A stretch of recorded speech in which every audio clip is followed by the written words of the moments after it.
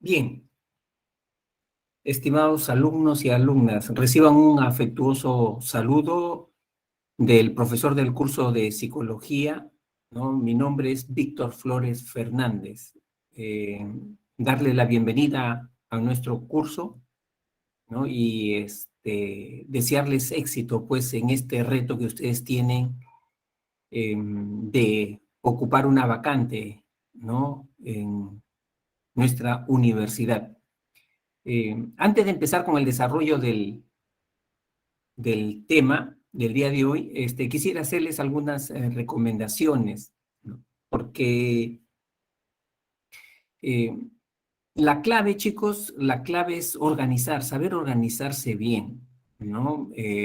Para poder seguir avanzando en cuanto a su nivel académico. Eh, y esto lo hago no solamente como profesor del curso, ¿no? También lo hago como psicólogo, también lo hago por un deber moral, como si ustedes fueran mis hijos, ¿no? Como un padre podría orientar a sus hijos si tiene ya un nivel de conocimiento. Entonces, quería darle algunos consejos. El primer gran consejo que yo quiero darles es que ustedes tienen que formarse un hábito de estudio, ¿no? Es decir,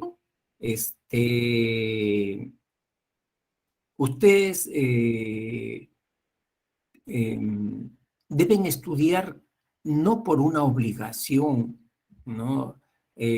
No deben estudiar pensando en que tienen que sentirse motivados para empezar a estudiar, tienen que sentirse inspirados para empezar a estudiar, porque eso no ocurre así, ¿no? Muchos alumnos equivocadamente dicen, no, tengo que estar motivado para estudiar, ¿no? Tienen que entrarme las ganas para estudiar.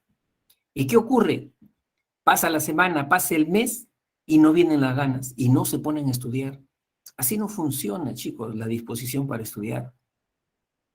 Primero es la acción, después es el estado de ánimo. ¿Qué significa esto? Para, para agarrar un hábito, ¿no? Como ustedes ya lo conocen muy bien, por ejemplo, tienen el hábito de tomar sus alimentos a una hora determinada, tienen el hábito de acostarse a una hora determinada, el cuerpo te pide ya, y lo haces sin resistencia, sin problema, porque el cuerpo te pide, porque ya tienes un hábito, ¿no? O sea, si tú no tienes un hábito de estudio, vas a estar en una enorme desventaja.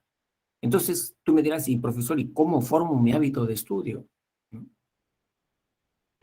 Allí tú tienes que identificar cuál es el mejor momento del día que tú tienes más energía, más entusiasmo. Cada persona tiene su diferente ritmo biológico. Algunos nos gusta estudiar, trabajar intelectualmente más en la tarde, otros en la noche y otros de madrugada. Para ti, ¿cuál es el mejor momento de tu ciclo biológico que te da más ganas, más energía? Identifícalo eso. Y una vez que has identificado en la tarde, en la noche, ¿no? O tempranito en la mañana. Por ejemplo, en mi caso, chicos, para mí es más fácil en la madrugada. O sea, para mí no me cuesta trabajo levantarme a las 4 de la mañana. No me cuesta trabajo. Lo hago con gusto, ¿no? Pero eso es para mí y no va a ser igual para todos. Entonces, tú define ese momento y así no tengas ganas, te pones a estudiar, aunque sea una hora, hora y media. Así no tengas ganas, te pones a estudiar, ¿no? Y te aseguro que después de 2 semanas que de manera religiosa te pones a estudiar a esa hora y en ese mismo lugar te van a entrar las ganas. Te entran las ganas, te entra la disposición, ¿no? Fórmate el hábito de estudiar. Eso es lo que yo quería recomendarte. Tú no puedes estudiar por un estado de ánimo. Si me siento bien, estudio. Si no me siento bien, no estudio. Así no funciona, así no avanzas. La otra recomendación que quería hacerte es, mira, y en esto de estudiar, de formarse el hábito, la meta es que tú estudies por lo menos 5 a 6 horas diarias, ¿no? Esa es la meta, que mantengas un ritmo de estudio de 5 a 6 horas diarias. ¿Por qué? Porque la PRE te está dando mucha información. Tú tienes que aprenderte 17, 18 cursos y cada semana te entregan un cuadernillo así de grosor. y tienes que aprenderte conceptos, teorías. Y entonces, lo recomendable es que mantengas ese ritmo de 5 horas para revisar, analizar, aplicar, ¿no? Lo que has aprendido en la mañana. El otro consejo que yo te recomiendo es que lo más pronto posible tú adquieras una disciplina intelectual de saber procesar información, saber procesar la información, o sea, utilizar técnicas de estudio, estrategias de aprendizaje, ¿no? Y son básicas esas técnicas para procesar información. Una de ellas yo te recomiendo es que no entres a clase con una actitud de decir voy a ver qué aprendo, voy a ver qué cosa me enseña hoy día el profesor de física, de química, de biología, de psicología. No, tú ya tienes que entrar a clases con preguntas, con dudas, con interrogantes. Por lo tanto, un día anterior, en tu horario personal, ya debe estar 2 horas para revisar ese curso. Y con mayor razón en esos cursos que tú tienes problemas. Si yo tengo problemas con biología y biología me toca el día jueves, yo no puedo decir, a ver, voy a entrar a la clase de biología para ver qué aprendo. No, el día miércoles en tu horario personal tienes que poner 2 horas de biología para revisar tu cuadernillo, tu tema, ¿no? Y allí tú vas a encontrar de repente interrogantes, contradicciones, y con eso vas a clase, ya estás alerta. Aprender, chicos, significa tener una mente activa, una actitud activa, relacionar, comparar, analizar, eso es aprender. Una clase académica no es como ir a misa. Cuando tú vas a misa te sientas en la banca y lo escuchas al padrecito. Esa es actitud pasiva, ¿no? Aprender significa eh, razonar, pensar, imaginar. Eso es lo que significa aprender. Por lo tanto, tú tienes que contrastar lo que estás recibiendo de parte del profesor con lo que tú ya sabes sobre ese tema. Comparar, relacionar. O sea, con ese conocimiento previo que tú ya tienes, ¿no? Si no haces eso, no vas a aprender. O tu aprendizaje va a ser muy de baja calidad, ¿no? Incluso mientras el profesor está explicando, tú tienes que estar chequeando tu cuadernillo. El profesor está explicando sobre lo del cuadernillo, los tópicos del cuadernillo, o está hablando sobre otros temas, o está hablando sobre su vida, ¿no? O sea, tú tienes que estar contrastando, porque cuando te evalúe a ti la pre y cuando te evalúe San Marcos, te va a evaluar sobre esos tópicos que están ahí en el cuadernillo, ¿no? ¿Qué cosa es eso? Actitud activa, contrastar información, comparar información, o tomar apuntes, anotaciones, ¿no? De lo que está diciendo el profesor. Esa es actitud activa. Y en la tarde, ¿no? O en tu caso, de repente en la noche o en la mañana del día siguiente, nuevamente, ¿no? En tu horario personal pones nuevamente allí el curso de biología. ¿Para qué? Para que ya hagas un esquema de lo que tú crees que ya aprendiste de ese tema, ¿no? Hacer un esquema. O sea, cuando tú haces un esquema propio, personal, quiere decir que tú ya entendiste el tema. Si tú no llegas a hacer ningún esquema, ningún resumen, ningún cuadro sinóptico sobre ese tema, significa que tú no has aprendido todavía el tema. O sea, si tú copias igualito, como dice el profesor acá, igualito lo copias, no has aprendido. Te estás engañando, te estás engañando. Entonces, organiza la información a tu manera, ¿cómo la has entendido? Organízala. Eso significa que tú ya estás listo de repente hasta para dar una clase, ¿no? Sobre ese tema. Entonces, a ese punto tienes que llegar. Recuerda que San Marcos no te va a evaluar para ver la capacidad de tu memoria. No te va a preguntar, por ejemplo, sobre nombres, fechas. Eso no te va a preguntar. San Marcos te va a preguntar esa teoría que dices que ya la sabes, ese concepto teórico que dices que ya lo dominas, te va a poner un caso, un ejemplo, para que con ese concepto tú interpretes ese ejemplo, ese caso, lo interpretes, o lo expliques, ¿no? Eso va a ser la pregunta que te va a hacer San Marcos. Esas son las preguntas DECO, preguntas de aplicación. No para recordar la teoría solamente, no para recordar en qué fecha se presentó esa teoría, eso no, ¿no? Si tú realmente dominas ese concepto, ¿no? Esa es la evaluación que te van a hacer, ¿ya? Entonces es importante eso. Y la tercer consejo, estimados alumnos, que es tan importante como los anteriores, es que San Marcos, el ingreso a San Marcos, tómalo como una maratón, ¿no? Es igualito como una maratón, es a mediano plazo, no es a corto plazo. San Marcos no se define nunca en un mes, ni en 4 meses, ni en 5 meses. Generalmente se está definiendo en un año. Y si tú vas para una carrera competitiva como es medicina, ingeniería civil, ingeniería industrial, a veces toma un poquito más de tiempo, ¿no? Pero el alumno sigue en la lucha y no se desanima porque siente que está avanzando, que su nivel académico está mejorando mes a mes, examen a examen, ¿no? Y por eso sigue en la lucha, ¿no? Por eso es importante que tú te establezcas metas a corto plazo, metas de aquí a una semana, de aquí a 15 días, de aquí al primer examen. ¿Cuáles son los cursos más importantes para mi carrera? Esos tengo, y en cuáles tengo yo dificultades. A eso tengo que enfocarme, ¿no? En eso tengo que enfocarme. ¿Qué espero alcanzar a este primer examen?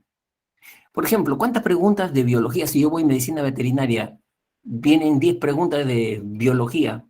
¿Cuántas debería responder en este primer examen? De esas 10 preguntas, tengo que plantearme metas, ¿no? Cortas, metas cortas. Son metas cortas. Y no estar pensando, como muchos de los errores que tienen los estudiantes, de que están pensando en la meta final. ¿Cuándo ingresaré? Tengo que hacerme 1350 puntos. Están pensando en la meta final, así se estresan.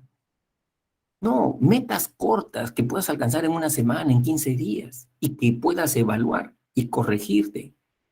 O sea, eso te va a dar una sensación de confianza en ti mismo, ¿no? Porque eso es lo importante, que tengas confianza en ti mismo, ¿no? Entonces, este, eh, eh, estaba leyendo, siempre he leído, ¿no? Los testimonios de los chicos que ingresan, ¿no? Y están en los primeros puestos, como en este último examen de admisión de San Marcos, ¿no? Una chica que ingresó a medicina en primer puesto, ella comunicaba su experiencia personal. Y una de las tantas estrategias que ella había utilizado dice que ella se planteaba una agenda personal, ¿no? Una agenda personal. Es decir, metas a corto plazo de lo que ella quería alcanzar, ¿no?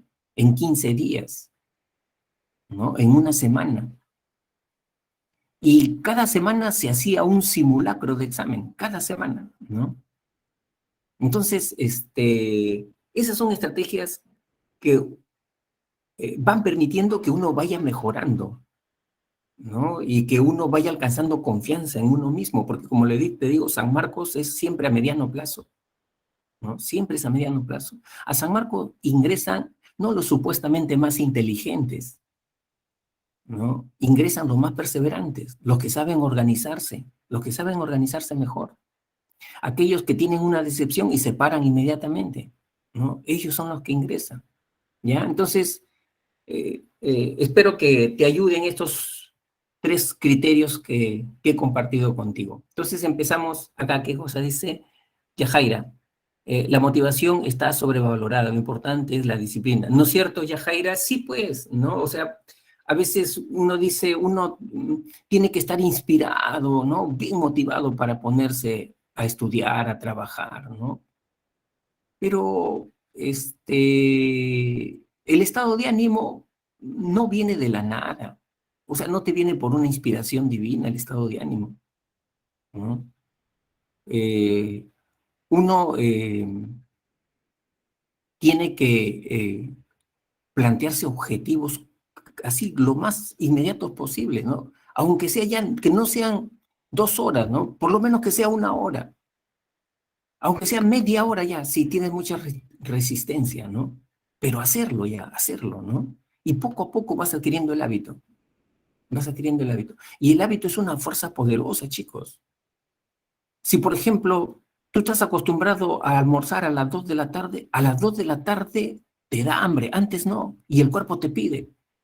Si estás acostumbrado a dormirte a las 12 de la noche, ¿no? Recién a las 12 de la noche te da sueño, antes no te da sueño, y el cuerpo te lo pide, ¿no? ¿Por qué? Porque ya ha desarrollado allí una fuerza, una energía, ¿no? Por eso desarrollen el hábito de estudio, desarrollenlo, ¿no? Y empiecen allí. Ya, bien, entonces, el día de hoy vamos a abordar el primer tema, ¿no? Que es orígenes de la psicología.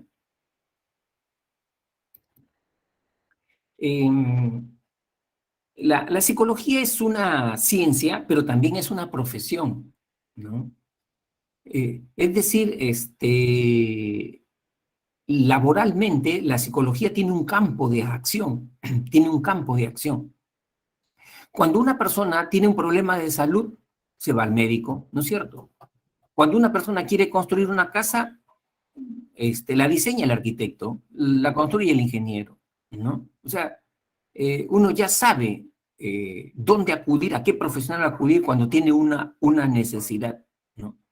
En el caso del psicólogo, ¿no?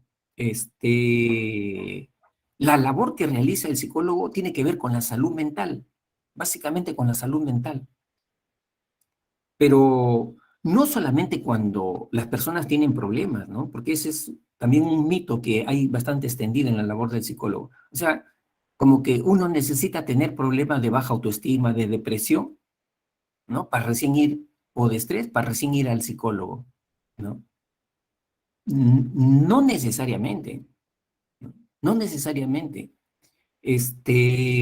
También se puede ir al psicólogo cuando tú quieres mejorar, perfeccionarte, ¿no? Desarrollarte, ¿no? Mejorar tu manejo emocional, tu liderazgo, ¿no? También puedes ir o sea, por ejemplo, ahorita tú no tienes problemas, pero tú quisieras de repente mejorar tus métodos, tus técnicas de estudio. ¿Quieres mejorar eso? ¿No? ¿Dónde tienes que ir? Al psicólogo. ¿No? Este, Quieres descubrir cuál es tu talento, ¿no? ¿Cuál es tu talento? ¿En qué eres bueno? ¿No? Al psicólogo. ¿Cómo desarrollar eso? Al psicólogo. ¿No? Entonces, el psicólogo también ve temas de desarrollo personal, ¿no? No solamente problemas, trastornos, ¿no? Entonces, básicamente eso. Y acá el centro preuniversitario, chicos, tiene un servicio, que es el servicio de atención y consejería psicopedagógica, que es totalmente gratuito para todos los estudiantes del centro pre, ¿no? Y donde les ayuda a aquellos alumnos que, por ejemplo, todavía no han elegido su carrera, ¿no? Les hacen orientación vocacional. O el alumno que de repente no puede manejar el estrés, la ansiedad, ¿no? Al momento del examen, también les ayuda, ¿no?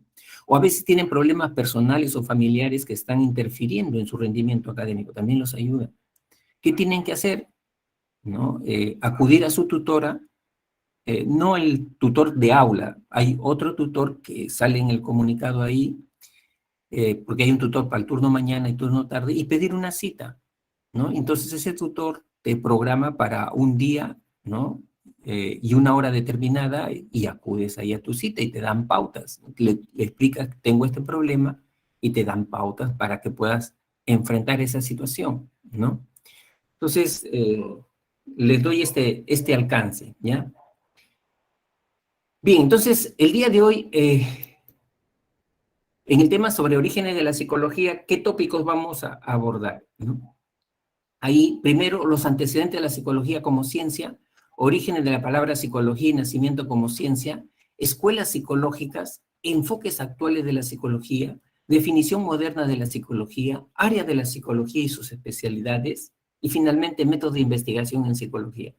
Chicos, miren, en el curso de psicología y en cualquier curso, ustedes tienen que estar en alerta que hay tópicos que son relevantes. Es decir, esos tópicos siempre vienen en evaluación en San Marcos. Siempre te preguntan sobre esos tópicos, eso, porque son tópicos relevantes. Eso significa que esos tópicos, este, un alumno ya debe saberlos, ¿no? Un alumno que se precie de estar en la Universidad de San Marcos, en cualquier área, en cualquier especialidad, ya debe de saberlos, ¿no? Por eso que esos tópicos siempre preguntan, ¿no? Y cómo identificarlos, ¿no? Porque el profesor a veces se demora un poquito más en esos tópicos para explicarlos, ¿no? Y cuando tú revisas los exámenes de la pre o de San Marcos anteriores, siempre los evalúan. Ahí siempre encuentran, o sea, es el mismo tema, sino con diferentes actores, diferentes situaciones, pero es el mismo tema, ¿no? Por ejemplo, en este caso que estamos hablando de orígenes de la psicología, ¿qué preguntas vienen en el examen? Escuela psicológica, siempre vienen eso. Nunca te viene, por ejemplo, ¿qué significa la etimología de psicología, no? Pero te lo damos para conocimiento cultural, nada más, ¿no? ¿Qué más viene? Enfoques en psicología, ¿no? Eso siempre viene, ¿no? Y métodos de investigación también, son tópicos bastante relevantes, ¿no? Entonces, esos son tópicos que tienes que aprendértelo sí o sí, ¿no? Sí o sí. Ya, entonces empezamos con el primer punto, ¿no? Antecedente de la psicología como ciencia. Ahí está.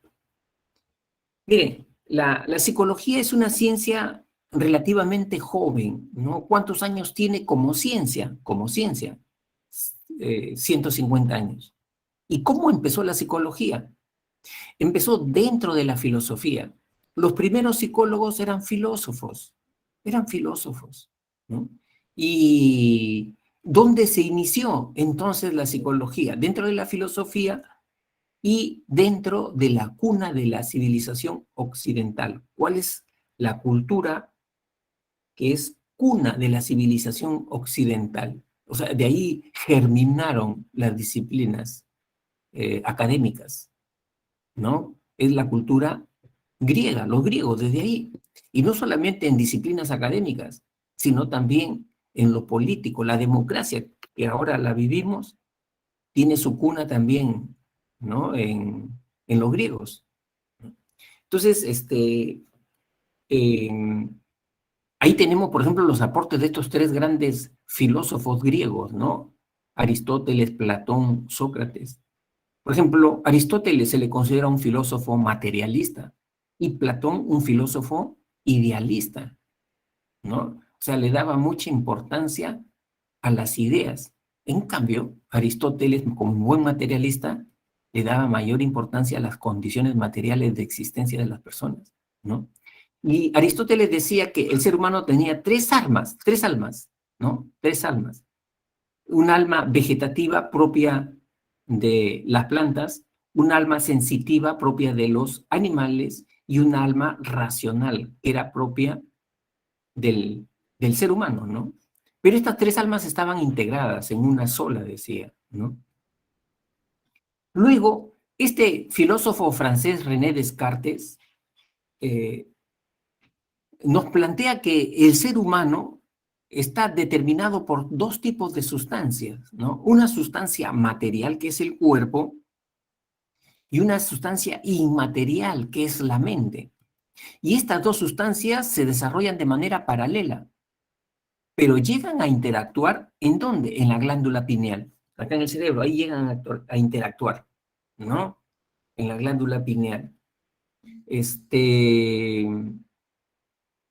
A René Descartes nosotros tenemos que agradecerle que él hizo una separación del conocimiento entre teología y psicología. Él decía, mira, ¿cómo entiendes tú a la mente? Si tú a la mente la entiendes como un hálito, como un soplo, así la entiendes, ¿no? A la mente, entonces tú debes estudiar teología, pues. Si entiendes así la mente, si entiendes el alma así, estudia teología. Pero si tú entiendes a la mente, al alma, lo entiendes como ideas, como pensamientos, como sensaciones, así lo entiendes a la mente, entonces ahí sí debes estudiar, pues, filosofía, psicología, ¿no? O sea, es bien importante esta diferenciación que hizo René Descartes, ¿no?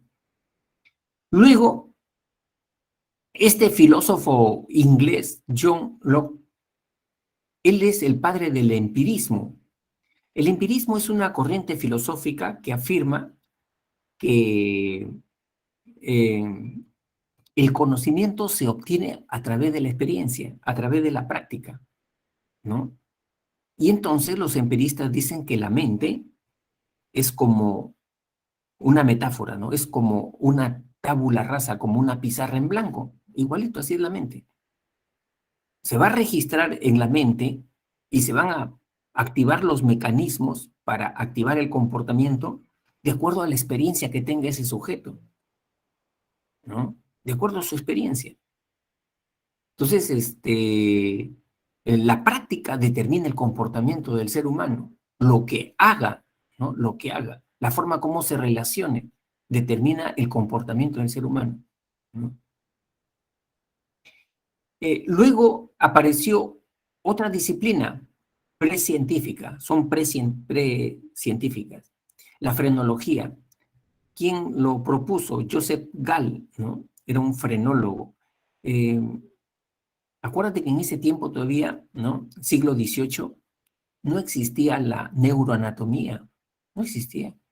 Ni siquiera se estudiaba el cerebro. Recién estos fueron los inicios para estudiar el cerebro, ¿no?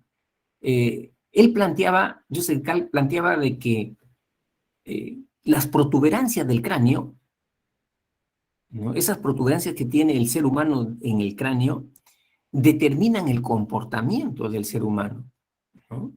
Es decir, por ejemplo, la inteligencia para ellos, para los frenólogos, estaba en la frente, ¿no? En la frente, ¿no? La amabilidad por el óvulo temporal, por ahí estaba la amabilidad, ¿no? Entonces, cuando veían a una persona con una frente amplia, generosa, inteligente, ¿no? O sea, esas concepciones tenían. Eran los inicios del estudio de la neuroanatomía, pues, ¿no? Evidentemente, ahora sabemos que eso no es cierto, ¿no? Pero eran los primeros intentos. Incluso decía, por ejemplo, mira, esas personas que tienen la mandíbula inferior sobresalida, ¿no? Y la mandíbula inferior más metida, ¿así? Son personas impulsivas. Son personas impulsivas. Ahí de repente podemos encontrar delincuentes, asesinos, ¿no? Mira, esas concepciones tenían los frenólogos en ese tiempo, ¿no? Simplemente estudiando el cráneo, ¿no? Estudiando el cráneo, ¿no? Luego aparece la psicofísica, y esta disciplina fue formulada por Weber y Fechner, ¿no? La psicofísica estudia la relación que hay entre el estímulo y la respuesta de los órganos receptores, ¿no? Es decir, ¿cuál es la intensidad que debe tener un estímulo para que mi vista o mi oído detecte a ese estímulo? ¿Cuánto debe tener de intensidad ese estímulo? Esa relación la estudiaban la psicofísica. Como por decir ahorita, miren chicos, más o menos una comparación. Yo entro a mi habitación y quiero saber si en plena luz del día ese foco está prendido o está apagado. Miro al foco, entonces yo me pregunto, ¿cuántos watts de potencia debe tener ese foco para que mi vista discrimine si ese foco está prendido o está apagado? Lógicamente, si ese foco tiene 50 watts, yo me voy a dar cuenta. Yo me voy a dar cuenta que está prendido, que está apagado. Pero ¿qué pasaría si ese foco tiene 3 watts de potencia o 2 watts de potencia? ¿Con mi vista yo me daría cuenta si está prendido o está apagado? Probablemente no, no me daría cuenta, porque yo no tengo una vista biónica, ¿no?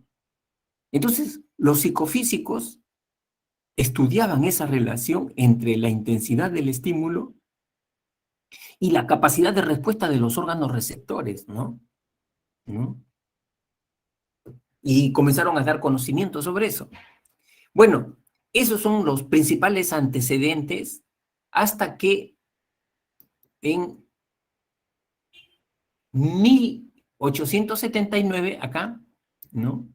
Se produce un hecho histórico, ¿no? Se produce un hecho histórico. ¿Qué pasa?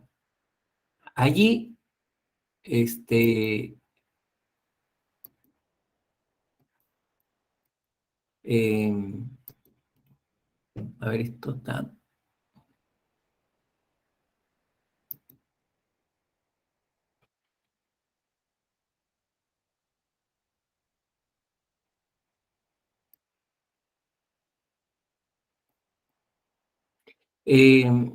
Wilhelm Wundt, que es un filósofo y fisiólogo alemán, crea el primer laboratorio de psicología experimental en la Universidad de Leipzig, en Alemania, ¿no? Y comienza a estudiar las sensaciones, ¿no? Todo lo que sea las sensaciones comienza a estudiar Wilhelm Wundt, ¿no? Un poco lo que hacían ya los psicofísicos. Y este hecho, ¿no? ¿Por qué es importante? Porque con Wilhelm Wundt la psicología comienza a utilizar el método de las ciencias, el método que ya utilizaba la biología, la química, 100 años antes, ¿no? ¿Y cuál sería ese método? A ver, ¿cuál sería ese método científico por excelencia que ya utilizaba la biología, la química? La observación, experimentación. Ahí está, correcto, muy bien. El método experimental. El método experimental. La biología ya lo utilizaba 100 años antes, la química también. La química había descubierto los elementos de la tabla periódica. Y mira, la psicología recién lo viene a utilizar en 1879, con Wilhelm Wundt, ¿no? Y entonces, gracias a eso, es que se crea un cuerpo de conocimientos sobre las sensaciones. O sea, él estudia bastante las sensaciones, ¿no? Eh, por ello que los psicólogos, a Wilhelm Wundt lo consideramos el padre de la psicología científica, y este hecho es la partida de nacimiento de la psicología como ciencia. Y la psicología ya se independiza de la filosofía. ¿Por qué? Porque la filosofía hasta ahora utiliza el método reflexivo, especulativo, ¿no? A mí me parece, yo creo, supongo. ¿Qué cosa estás haciendo ahí? Especulando, especulando. En cambio, el método científico es la contrastación, la verificación, ¿no? La predicción. Si yo hago esto, va a ocurrir lo otro. Ese es el método científico, ¿no? El término psicología, chicos, proviene de dos voces griegas.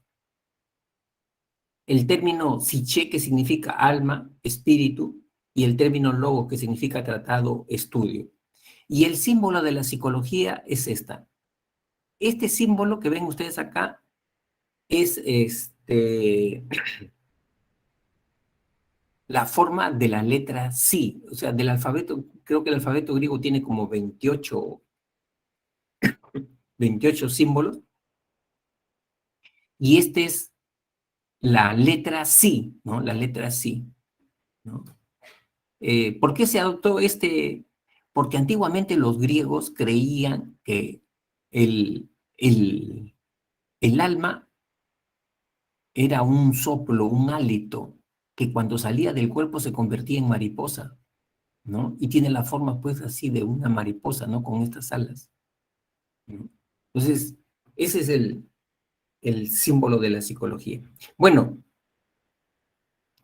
y a partir de 1879, la psicología entra en una etapa, ¿no? De discusión, de debate sobre el objeto de estudio de la psicología. Es decir, entre nosotros los psicólogos no nos poníamos de acuerdo.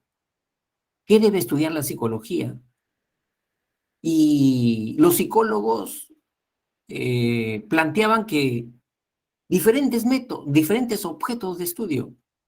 ¿no? O sea, era prácticamente como una especie de una anarquía todavía, ¿no? O sea, mientras la biología sabía cuál era su objeto de estudio, la química había desterrado a la alquimia no es ciencia, y fuera alquimia de la química.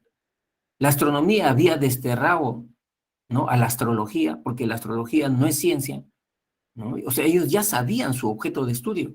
Nosotros los psicólogos, desde 1879, no sabíamos a qué se debe dedicar la psicología, cuál es el sujeto de estudio. Por eso que comenzaron a surgir escuelas, ¿no? Una escuela tiene una tesis sobre el objeto de estudio de la psicología, una tesis, tiene un método, ¿no?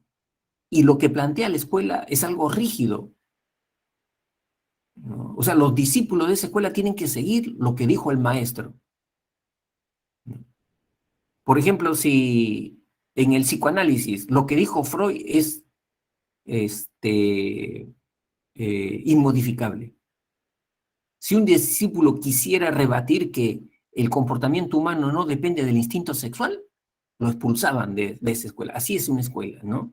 Como una secta, sí, como una secta, ¿no? Y entonces empezaron a salir estas escuelas en psicología. ¿Cuáles son? Son 6. La primera escuela se llama estructuralismo. Su representante Wilhelm Wundt en Alemania y Titchener en Estados Unidos. La psicología para hacer ciencia decía que se debe estudiar la estructura, los elementos de la conciencia. ¿Qué cosa tenemos en la mente? Conciencia. Y dentro de la conciencia, ¿qué cosa hay? Pensamientos, ideas, sensaciones. Eso hay que estudiar. Ellos llamaban la química mental, los átomos de la mente. Lo que pasa, chicos, que en el siglo XIX, a finales del siglo XIX, la física, la química estaban teniendo grandes avances, estaban descubriendo los elementos de la tabla periódica. Y los psicólogos veían con buenos ojos el desarrollo de esas ciencias. Y creían que así también se debería desarrollar la psicología, descubriendo los átomos de la mente, ¿no?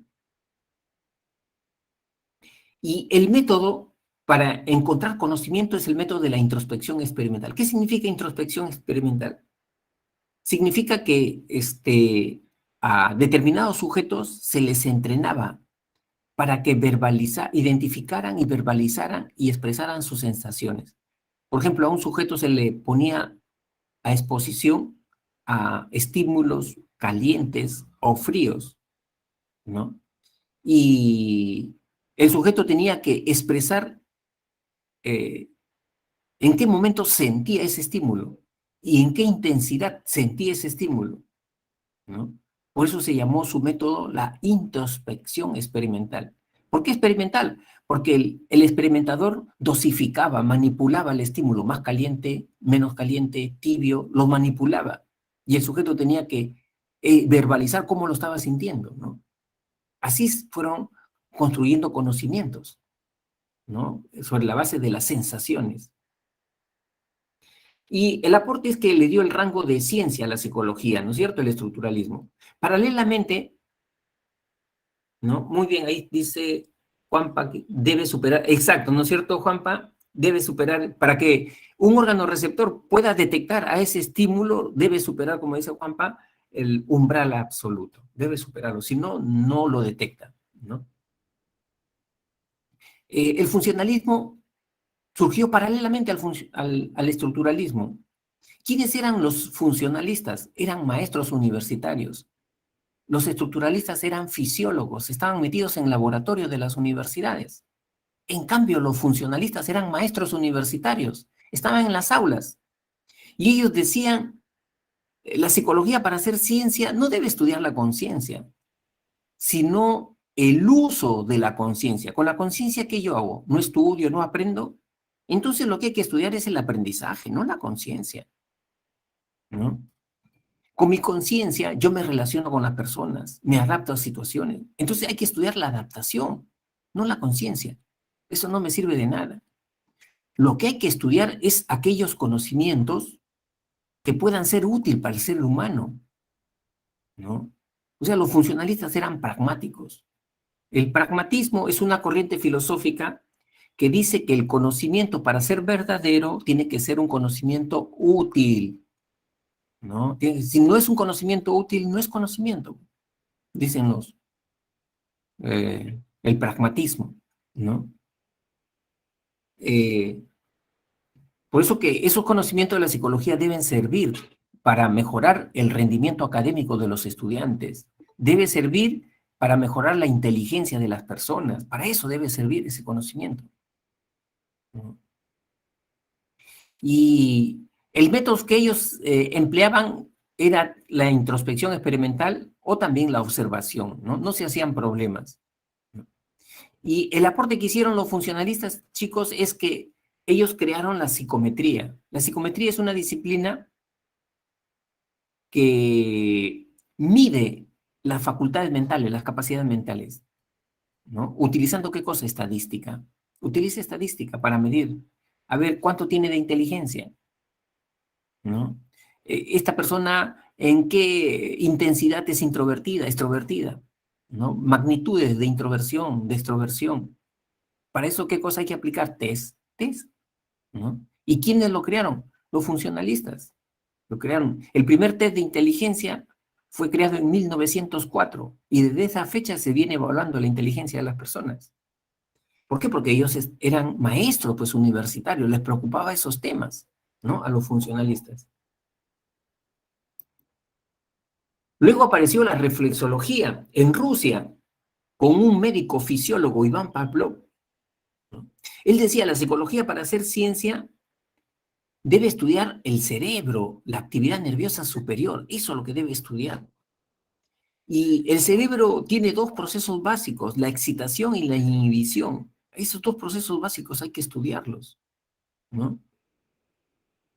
Y en el comportamiento ellos le daban mucha importancia al temperamento, ¿no? Y ellos creían que se podría explicar el comportamiento humano a través de experimentos con animales, con perros, por ejemplo, ¿no? El temperamento es la forma como reacciona tu sistema nervioso frente a estímulos. Por ejemplo, las personas son o bien emotivas o bien frías, secas, distantes. Eso es temperamento, ¿no? Las personas o son bien enérgicas, ¿no? O son bien pasivas, ese es temperamento. Y él comenzó a estudiar ese temperamento en los perros, ¿no? Y consideraban que en el laboratorio, mediante el método experimental, se podría replicar al ser humano también, ¿no? Y su aporte principal de la reflexología fue el condicionamiento clásico. ¿Qué cosa es el condicionamiento clásico? Un modelo de aprendizaje. Dice que nosotros aprendemos, chicos, porque hacemos asociación de estímulos, ¿no? ¿Por qué, por ejemplo, una canción, cuando escucho una canción me pongo triste? O de repente escucho esa canción y me pongo alegre. Me levanta la moral esa canción. ¿Por qué?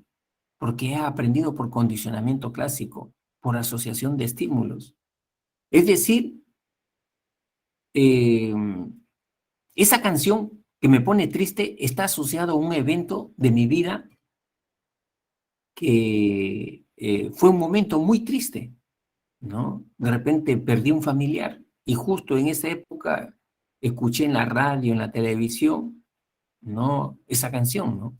Y ya lo asocié a ese evento triste. Y más adelante, ¿no? Meses después, cuando escucho esa canción, me invade una tristeza enorme, ¿no? ¿Por qué he aprendido a tener esa reacción? Por condicionamiento clásico, ¿no? Entonces, la reflexología formuló esta manera de aprender que tiene el ser humano, ¿no? Ese fue su principal aporte. En 1913 apareció el conductismo con John Watson en Estados Unidos. Y el conductismo dice, la psicología para hacer ciencia tiene que estudiar la conducta, no la mente, no la conciencia. ¿Y ellos qué entienden por conducta? Ellos entienden por conducta una respuesta observable. Cualquier respuesta no es conducta, ¿no? Si yo estoy pensando, planificando qué cosa voy a hacer mañana, pasado, eso no es conducta para el conductista. Conducta es una respuesta observable, medible, ¿no? Por ejemplo, si yo quiero evaluar la motivación hacia el estudio, ¿no? Un conductista no te va a preguntar, a ver, ¿cuáles son tus objetivos en este ciclo? ¿Qué metas tiene? Eso no le interesa al conductista, porque esos términos, objetivos, metas, son términos mentales, ¿no? El conductista ve respuestas observables. ¿A qué hora te levantas? ¿Cuántas horas dedicas al estudio? Eso se puede medir, eso se puede observar. Y la relación estímulo-respuesta. Cuando tú estudias, en casa te incentivan, te refuerzan. Cuando vas al colegio, a la universidad, te toman examen, la relación estímulo-respuesta. Eso es lo que me interesa a mí, diría un conductista. ¿Ya? Y el único método para lograr conocimiento científico es la experimentación. Ellos creían, chicos, que estudiando en laboratorios el comportamiento del pericotito, la ratita, la paloma, se podía extrapolar al comportamiento humano, ¿no? Por ejemplo, en su jaulita, en la jaula de Skinner, la paloma o el pericotito, eh, después de cuántos intentos, al jalar la palanca, la ratita aprende que al jalar la palanca le llega el alimento, le llega el reforzador. Al segundo, al tercer intento, después de cuántos tipos de asociaciones entre respuesta y estímulo, la ratita aprende, ¿no? Y ese aprendizaje se puede extrapolar también con el ser humano, ¿no? Se puede extrapolar igualito con el ser humano. El conductismo critica pues entonces a la introspección por considerar que esos son términos y conceptos muy mentales, ¿no? Después aparece otra escuela, la Gestalt, ¿no? La Gestalt es una escuela alemana, su representante Wertheimer, Kohler, Kofka, ¿no? Son sus representantes, son psicólogos alemanes. Ellos decían, mira, la psicología para hacer ciencia tiene que estudiar la percepción, porque la percepción es el cimiento, la base de la mente. O sea, a través de la percepción se organizan los estímulos, ¿no? Hay que estudiar la dinámica de la percepción.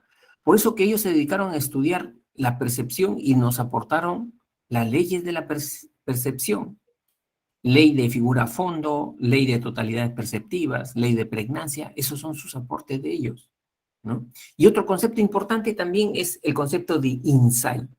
¿Qué cosa es insight? Comprensión súbita, comprensión repentina, ¿no? ¿En qué situaciones se presenta?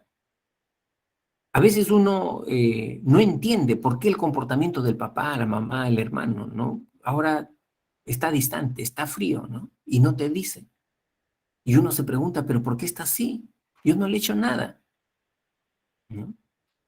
Y mira, a veces pasan los días y incluso no estás pensando en ese tema y parece que como por arte de magia, como especie de relámpago, a tu mente viene la explicación de esa duda, de esa interrogante que tú tienes.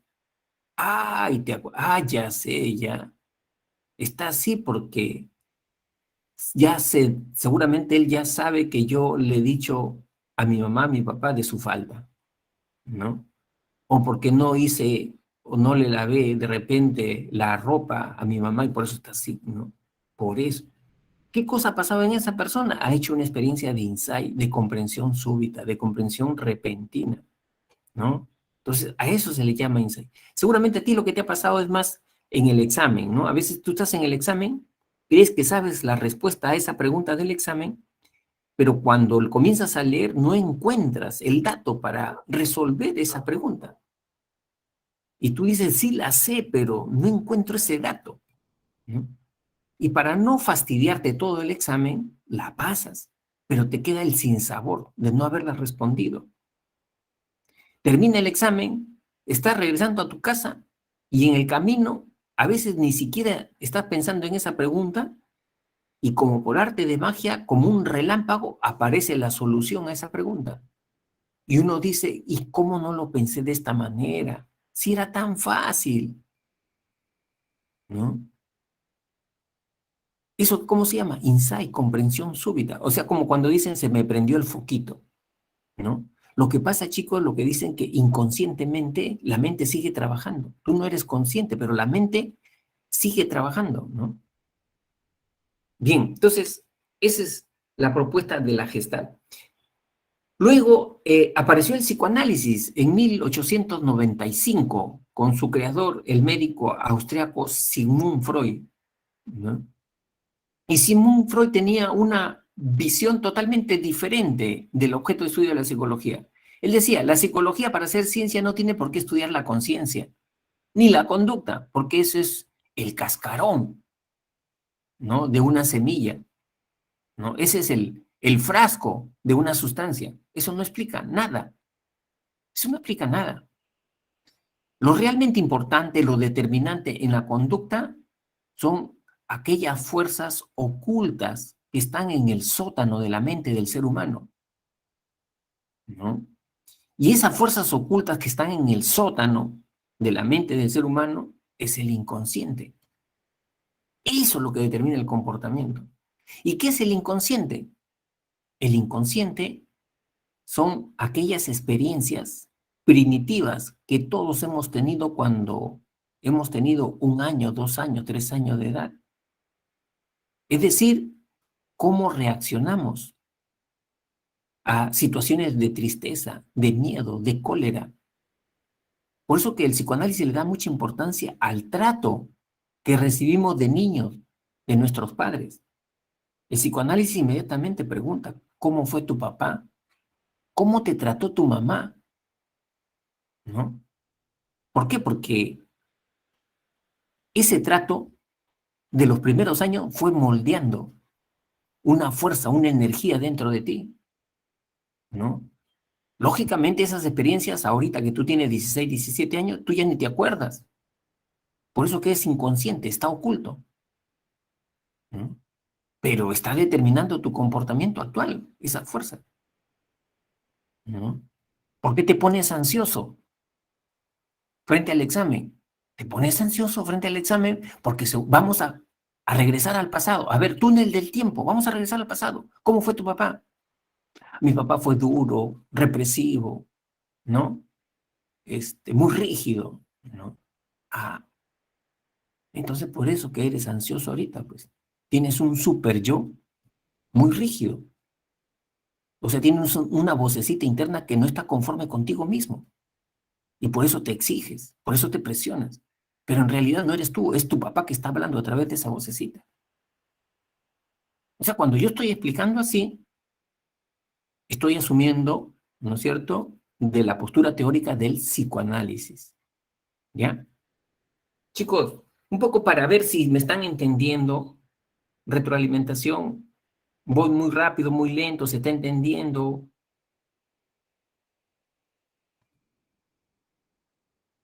¿Aló? Sí, sí, entiende, profesor. Ya. ¿Sí se entiende? Ajá. Sí, Voy profesor, se rápido, entiende. voy muy lento, algo que pueda mejorar, por favor, ustedes me dicen, ¿no? Yo no solamente estoy como profesor, sino yo estoy como un asesor, ¿no? O sea, ver en qué les puedo ayudar más, ¿no?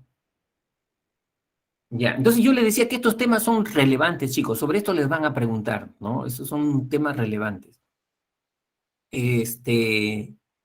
Ahora, el método para encontrar el inconsciente, para el psicoanálisis, es la asociación libre, ¿no? Ellos también postulaban que la interpretación de los sueños también podría ser un método, pero no, eso es una técnica secundaria, la interpretación de los sueños, ¿no? Para hallar al inconsciente. Lo principal es la asociación libre. ¿Y cómo era así la asociación libre?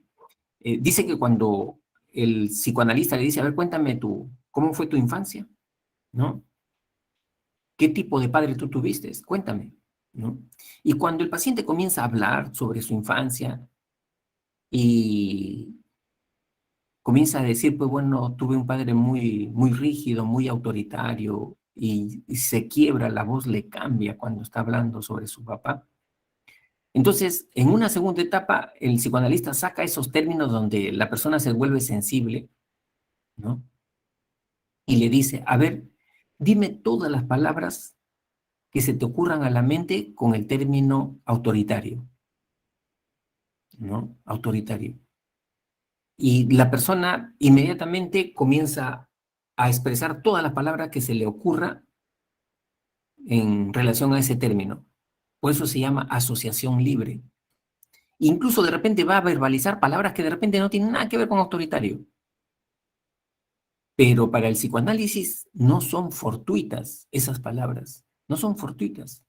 Tienen una relación y mediante el análisis se va a ver esa relación, ¿ya? Entonces, asociación libre, el método fundamental. Y el psicoanálisis creó la psicoterapia. Miren, chicos, antes del psicoanálisis, ¿cuál era la terapia para los pacientes mentales con problemas mentales? Camisa de fuerza, baño de agua fría, electroshock, poner el electroshock, ¿no? Para borrarles las rutas en el cerebro, ¿no? Borrarles las rutas y como resetear el cerebro, ¿no? El electroshock, ¿no? Esos eran los tratamientos. Sin embargo, apareció el psicoanálisis y apareció la psicoterapia, ¿no? Cuéntame tu vida, ¿no? Y no solamente cuéntame tu vida, ¿no? Sino también mediante técnicas para que esa persona eh, entienda, ¿no? Su comportamiento actual, relacionándolo con su pasado, ¿no? Ya esa es psicoterapia.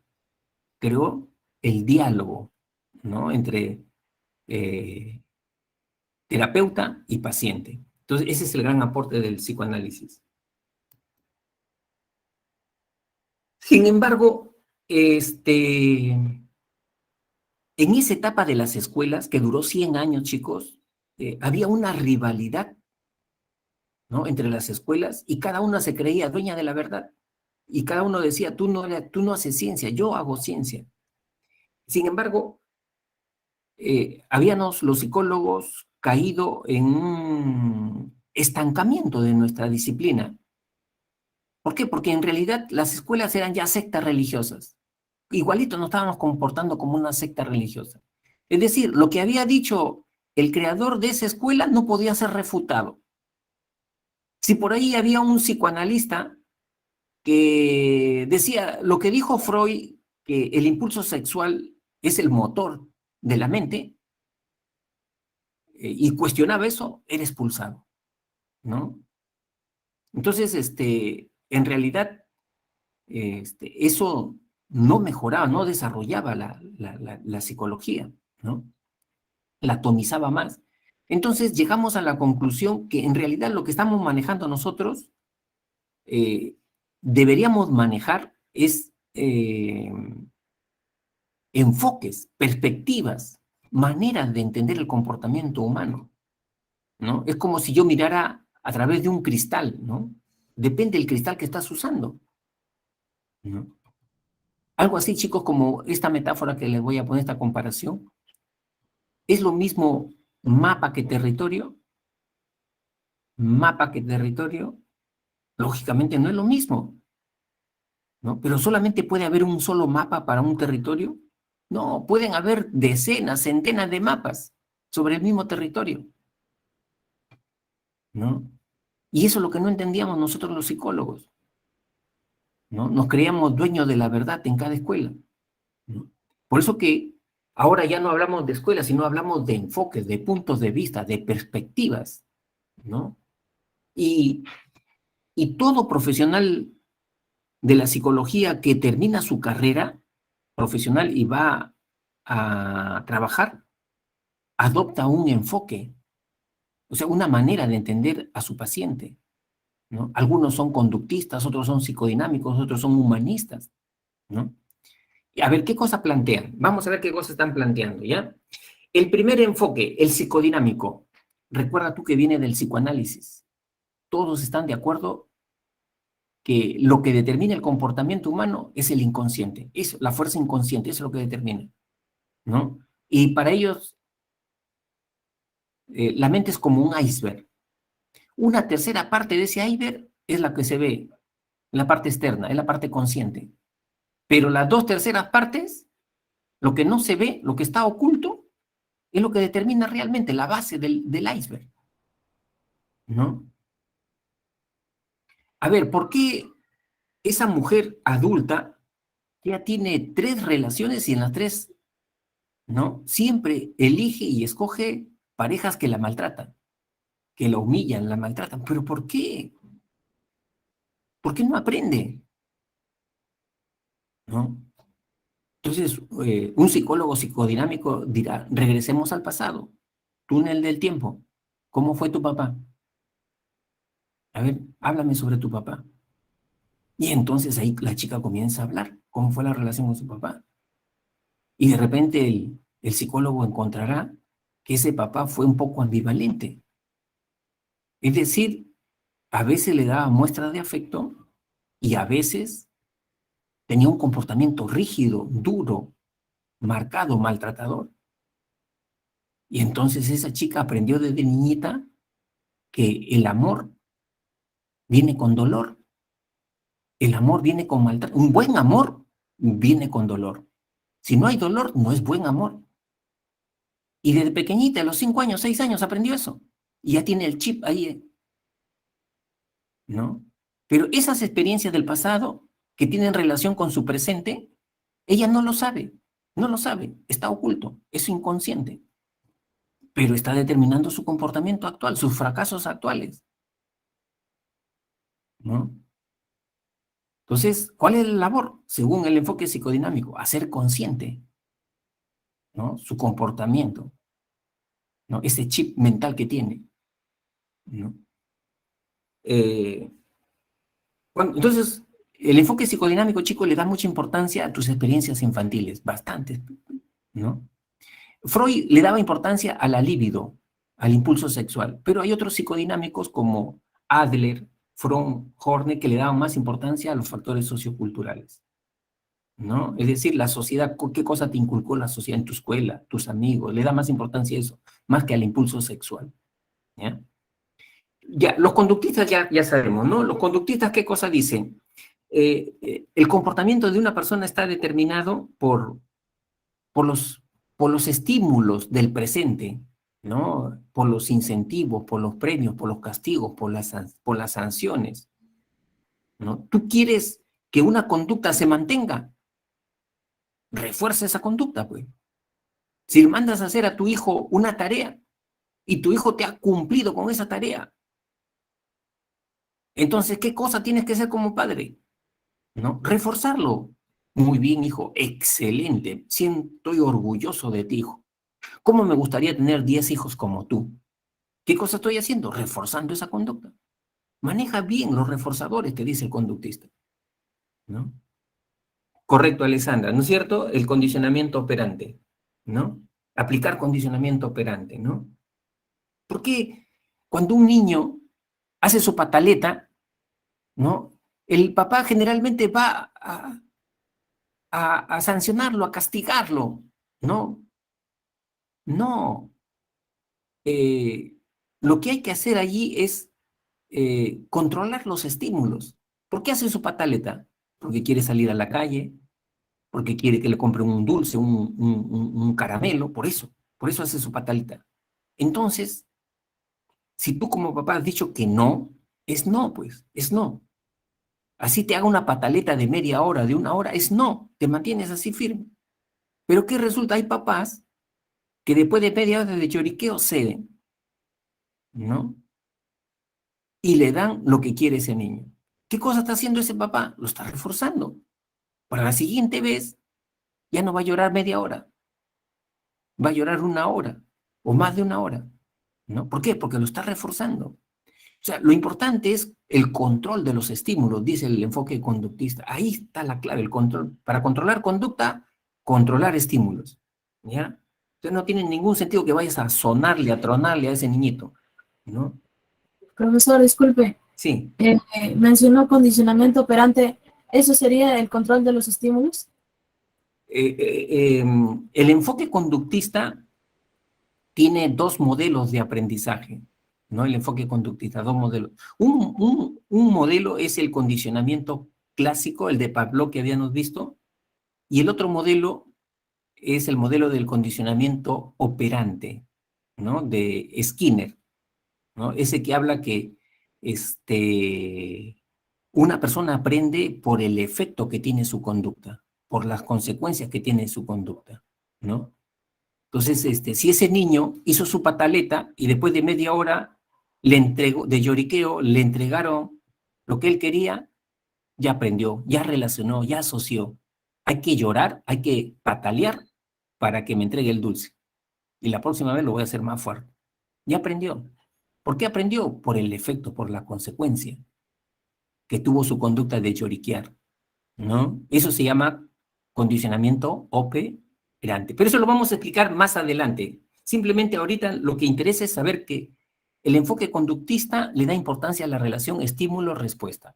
Eso es lo que interesa, ¿ya? Estímulo-respuesta. Y una respuesta es una conducta observable, medible, ¿ya? Muy bien. Ahora tenemos el otro enfoque, el enfoque humanista. El enfoque humanista, chicos, miren, a ver, cuestiona a los demás enfoques. Dice, es mentira que el ser humano esté determinado por su infancia, por su pasado. Mentira, eso es mentira. Es mentira que el ser humano esté gobernado por los estímulos del presente. Eso es mentira. El ser humano tiene una fuerza poderosa, dicen los humanistas. Es una fuerza determinante en el comportamiento. ¿A qué le dan más importancia los humanistas? A ver, chicos. ¿A qué le dan más? ¿Qué creen ustedes que mueve el comportamiento humano, según los humanistas? A ver, los leo.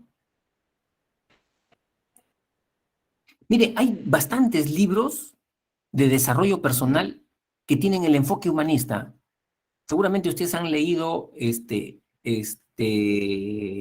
¿quién, quién se lleva mi queso? El Delfín, El Secreto, libros, ¿no es cierto? Maricielo ya dio la clave, ¿no?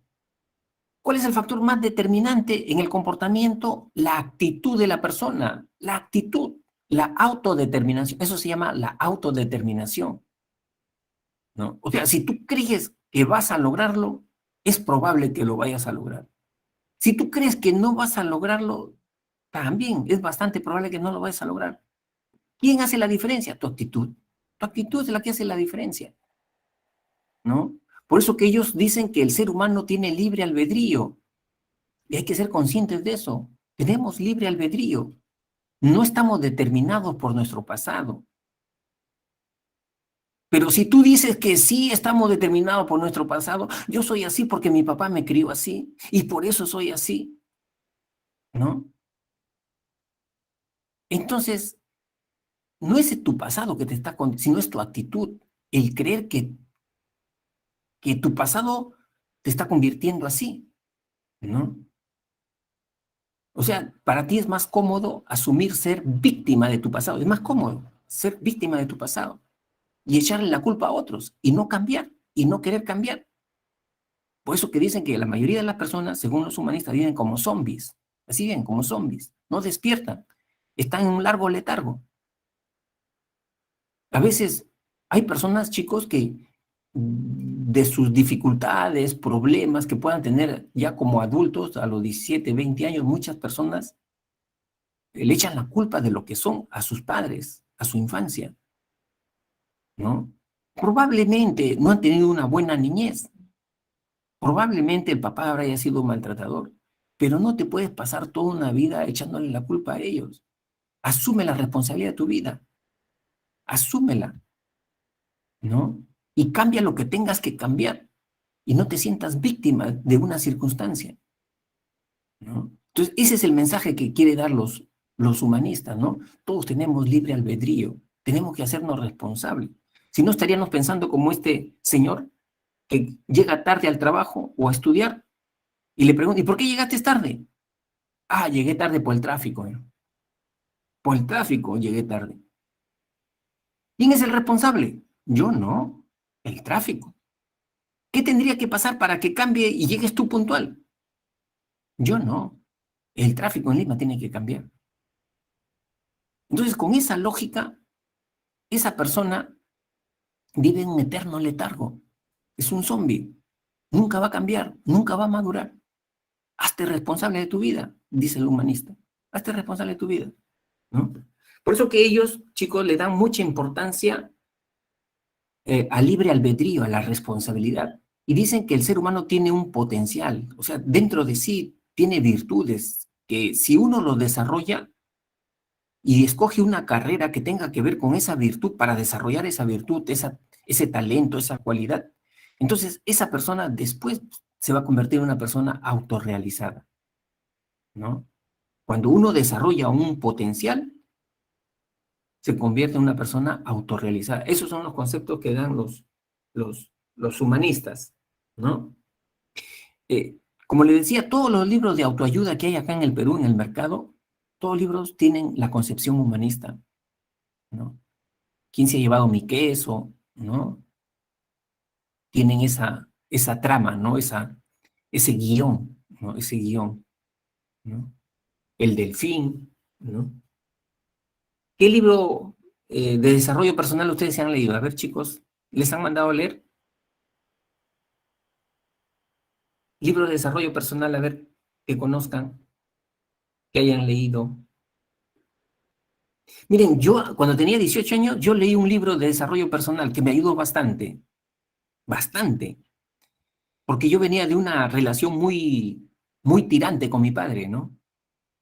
O sea, yo era muy rebelde y pero me ayudó bastante. Tus zonas erróneas de William Dyer, ¿no? Bastante me ayudó ese librito, ¿no? Acá está también, ¿no? Aileen dice, Aileen León, el delfín. ¿Quién se ha llevado mi queso? ¿No? Muy bien, excelente, ¿no? Ahí, ¿quién se ha llevado mi queso? Por ejemplo, te retratan las dos actitudes de los dos ratoncitos, ¿no? Un ratoncito que se conforma con que ya no hay queso, ¿no? ¿Qué voy a hacer? Pues ya no hay, ¿no? ¿No? Y el otro ratoncito que tiene miedo, igual que el otro. Ambos tienen miedo, ¿no? Pero ya no hay comida. Pero este segundo ratoncito, ¿no? Se sobrepone a su miedo y comienza a explorar, ¿no? Comienza a explorar. Muy bien. Luego viene el enfoque cognitivista. El enfoque cognitivista, chicos, dice que lo determinante en el comportamiento humano es la manera como funcionan los procesos cognitivos. O sea, dentro de la mente tenemos procesos cognitivos que ayudan a interpretar el mundo, ¿no? ¿Cuáles son esos procesos cognitivos? La percepción, la atención, la memoria, el lenguaje, el pensamiento, ¿no? La imaginación. Por ejemplo, si viene un alumno y me dice, profesor, ¿cómo podría yo aprender mejor? ¿No? ¿Cómo podría aprender mejor? ¿Cómo podría retener mejor? Yo le diría, si soy un psicólogo cognitivo, le diría, hijito, ¿sabes qué? Te voy a enseñar cómo funciona la memoria. Mira, la memoria tiene tres etapas: registro, almacenamiento y recuperación. Son tres etapas. Tú tienes que utilizar técnicas de estudio en las tres etapas y vas a tener no solamente una buena memoria, sino un buen aprendizaje. En registro tienes que saber subrayar, detectar qué es importante y qué no es importante. En almacenamiento, para guardar información, tienes que hacer tus propios esquemas. Si tú estudias, escuchas clase y no haces tu esquema, es por gusto, no estás guardando. Tienes que hacer tu esquema, tu propio esquema. No el que tiene el profesor en la diapositiva, sino tú, cómo lo has entendido. Eso es guardar información, eso es almacenar. Y luego tienes que repasar, pues, recuperación. No es posible que ya entendiste hoy día la clase y de aquí te presentes al examen a un mes sin haber revisado, repasado, ¿no? Entonces, ¿cómo le vas a pedir tener buena memoria? Entonces, cuando yo le estoy explicando así a este alumno, yo le estoy explicando desde el enfoque cognitivo. ¿Por qué? Porque le estoy explicando la dinámica de esos procesos, ¿no? La dinámica de esos procesos, ¿no? Incluso para hacer terapia también los cognitivistas tienen sus formas. Ellos dicen, ¿por qué a las personas les da depresión, baja autoestima, estrés, ansiedad? Porque esas personas tienen errores en su pensamiento, ¿no? Y esos errores se llaman distorsiones cognitivas.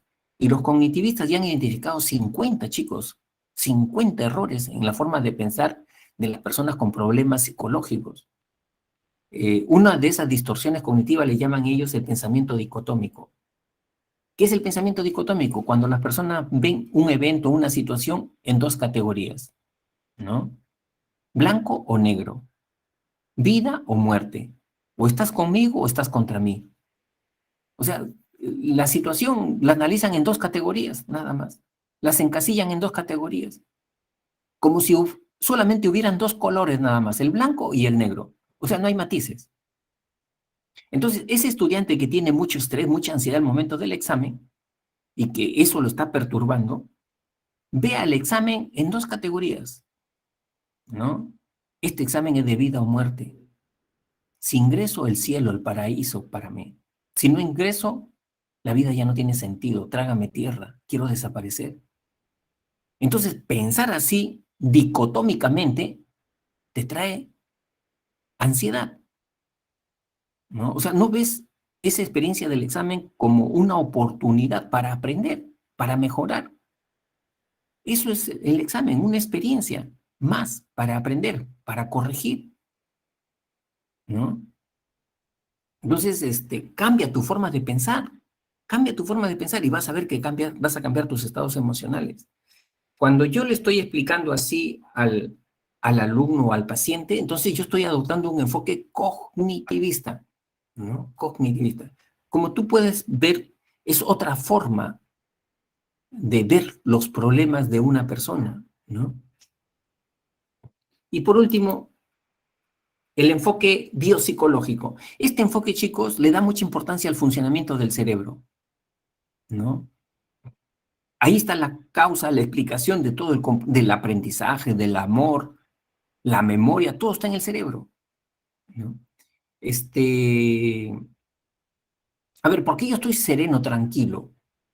Estás sereno, tranquilo porque tu cerebro está produciendo un neurotransmisor que se llama la serotonina, que es el neurotransmisor de la calma. ¿Por qué estoy alegre, eufórico? Quiero abrazar a todo el mundo. Porque tu cerebro está produciendo dopamina. La dopamina es la sustancia de la excitación. Incluso los esquizofrénicos, cuando están en su estado, ¿no?, de exaltación, tienen mucha dopamina. Hay que bajar esa dopamina, ¿no? Cuando yo estoy explicando así el comportamiento, es un enfoque biopsicológico, ¿no? Es un enfoque... A ver, ¿qué pasa cuando activo mi memoria episódica? Recuerdo el momento que me resbalé en el colegio y que fue, ¿no?, a subir del segundo al tercer piso, en el tercer escalón. Ahí fue, ¿no?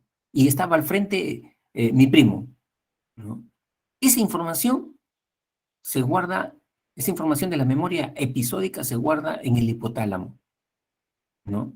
Sin embargo, cuando tú recuerdas conocimientos, conceptos, como por ejemplo, de repente, ¿qué significa apego?, ¿no?, o la teoría de la relatividad, esa información la tienes en el lóbulo temporal. Ahí está guardada, en el lóbulo temporal. Esa es la memoria semántica.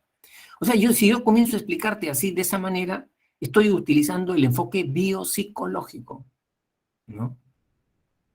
Este enfoque que la neuropsicología ha tenido grandes avances con Luria, Antonio Damasio, ¿no?, que son los representantes de este enfoque. Bien, entonces, miren, estimados alumnos, un poco para aplicar el conocimiento. Supongamos que en esta breve clase de psicología tú ya eres psicólogo, hipotéticamente, ya eres psicólogo, y viene una persona con baja autoestima, ¿no?, con un estado de ánimo deplorable, ¿no? ¿Tú cómo lo ayudarías? ¿Con qué enfoque tú te basarías para poder ayudar a esta persona? ¿Con qué enfoque tú te sentirías más a gusto o crees que podrías encontrar más datos, más información para ayudar a esta persona? A ver, un poco, aplica tus, tus conocimientos, ¿no? De todos los... Acuérdate que yo te digo que cuando un psicólogo termina y ejerce su carrera, adopta un enfoque, ¿eh? Adopta un enfoque. Ah, ya, acá mira, ve, Aileen es cognitivista, Britney cognitivista, Maricielo, mira, cognitivista, ¿no? Cognitivista. Susan, ¿no? Cognitivista. Sí, pues ahorita en terapia la que está teniendo mayor, incluso han ido dejando de lado un poco al psicodinámico, ¿no? Porque dice que el enfoque psicodinámico requiere muchas sesiones para cambiar a una persona, demasiadas sesiones, a veces están 1 año, 2 años para cambiar a una persona, ¿no? José también cognitivista, ¿no? Muy bien, es eso, ¿no? Ahora, los psicólogos ya hemos llegado a un consenso. ¿Cuál es nuestro consenso? Que la psicología es una ciencia que debe estudiar los procesos mentales, tanto conscientes como inconscientes, y también la conducta, el comportamiento, ¿no? O sea, en ese sentido ya hemos llegado a un acuerdo, ¿no? Ya no nos estamos peleando. Ahora, ¿cuáles son las áreas de especialización de la psicología? La psicología tiene 2 grandes áreas, una psicología básica y una psicología aplicada, ¿no? La psicología básica, ¿sabes qué cosa es? Cuando se produce conocimiento de procesos cognitivos, ¿no? O sea, cuando, por ejemplo, en cómo razonamos, cómo pensamos, qué mecanismos utilizamos para pensar. La memoria, tipo de memoria, ¿cuántos tipos de memoria hay? ¿Cuáles son las etapas de la memoria? Esa es psicología básica, conocimiento básico sobre los procesos mentales, cognitivos. Pero también hay una psicología aplicada. Y la psicología aplicada es cuando este conocimiento de la psicología básica lo llevo a un contexto. A ver, quiero ayudar a los alumnos a aprender mejor. Les enseño cómo funciona la memoria. Entonces, ahí ya estoy haciendo psicología aplicada. Psicología educativa ya estoy haciendo ahí. O de repente, este tema de la memoria lo llevo a un hospital y quiero ayudar a esos pacientes con Alzheimer para que no se sigan deteriorando. Y hago ejercicios, gimnasia cerebral, para lentificar el avance del Alzheimer. ¿Qué cosa estoy haciendo ahí? Psicología clínica ya. Psicología clínica, ¿no? Entonces, esa es psicología aplicada. Hay diferentes especializaciones de la psicología aplicada acá en el Perú, ¿no? Hay la psicología clínica, la educativa, la organizacional, la social, la forense, ¿no? La forense es también una especialización, chicos.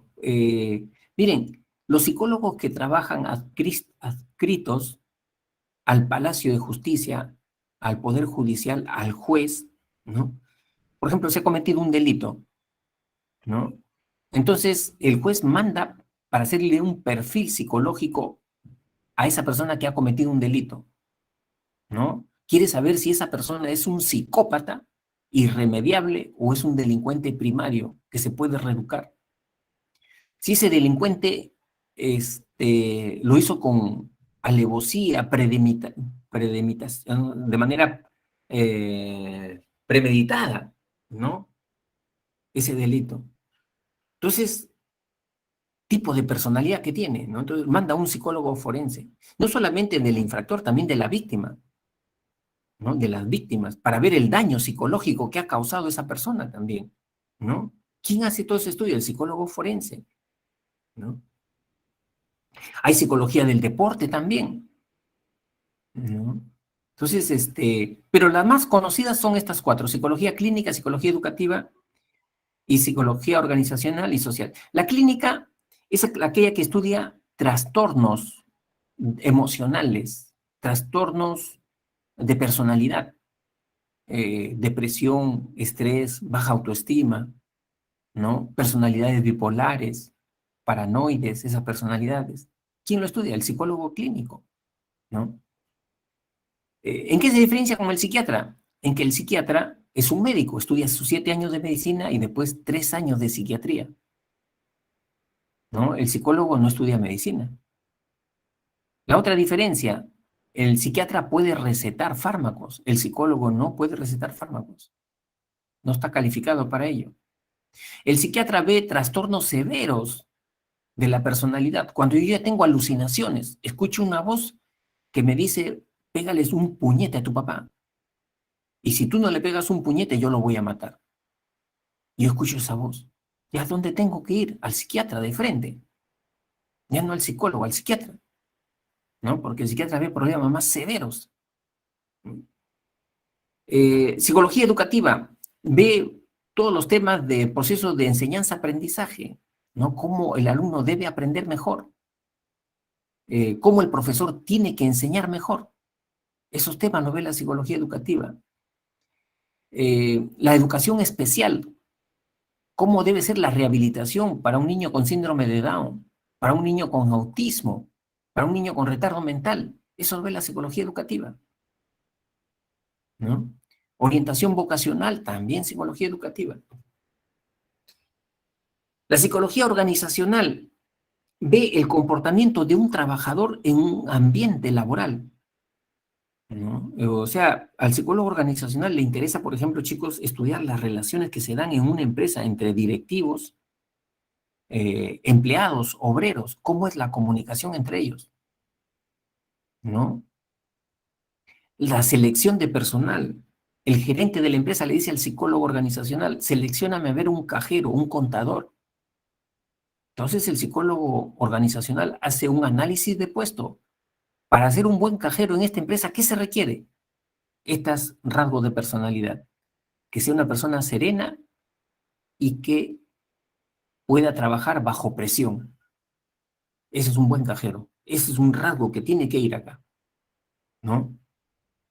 Entonces el psicólogo organizacional ve cuáles los mejores instrumentos para evaluar ese rasgo que se requiere, ¿no?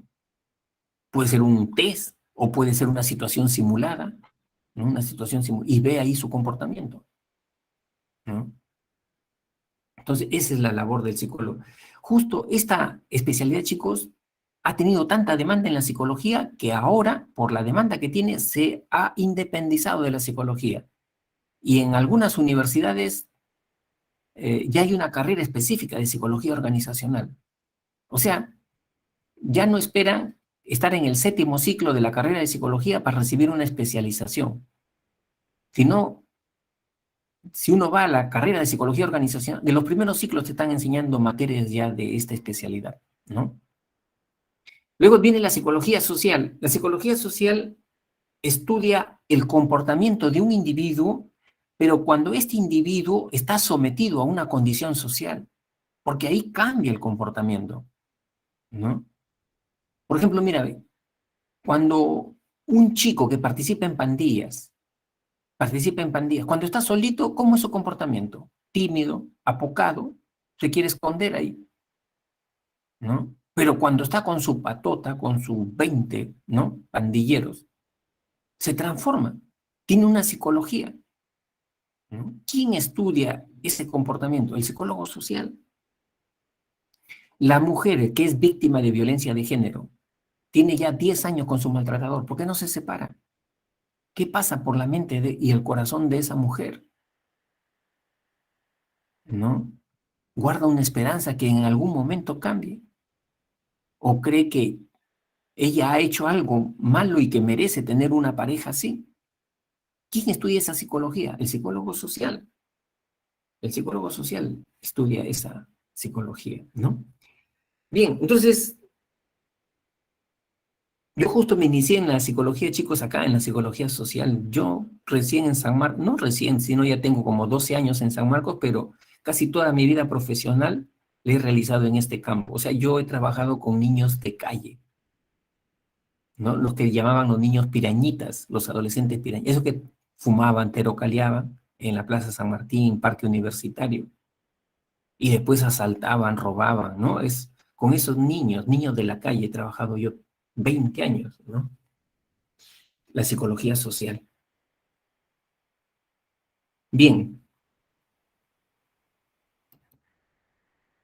ahora, el método científico.